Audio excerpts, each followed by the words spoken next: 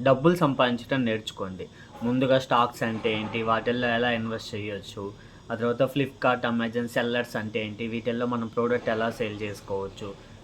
Facebook, Insta, YouTube అంటే ఏంటి? వీటిల్లో మనం డబ్బులెట్లా సంపాదించుకోవచ్చు?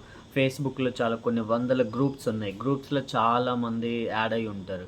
సో, వీళ్ళని యూజ్ చేసుకొని మనం మనీ ఎలా ఎర్న్ చేసుకోవచ్చు? ఇలాంటి మినిమమ్ నాలెడ్జ్ నేర్చుకోండి. చాట్‌జీపీటీ ఉంది. దాన్ని యూజ్ చేసుకొని మనీ ఎలా సంపాదించాలి? ఇవన్నీ నేర్చుకో. ఈ ఏఐ ఇమేజెస్, ఏఐ వీడియోలు చేసుకుంటూ కూడా సోషల్ మీడియాలో చాలామంది మనీ సంపాదిస్తున్నారు.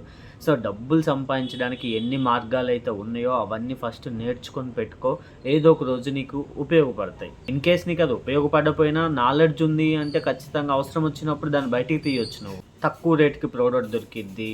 సో, అది ఎక్కడ దొరుకుతాయి? ఎలా దొరుకుతాయి? వీటిని మనం మార్కెట్ చేసుకోవచ్చు. ఎక్కువ రేట్‌కి చేసుకోవచ్చు. అవి ఎలా చేయొచ్చు? ఆఫ్‌లైన్‌లో ఎలా చేయొచ్చు? ఆన్‌లైన్‌లో ఎలా చేయొచ్చు? ఈ బేసిక్ ఇన్ఫర్మేషన్ తెలుసుకోండి.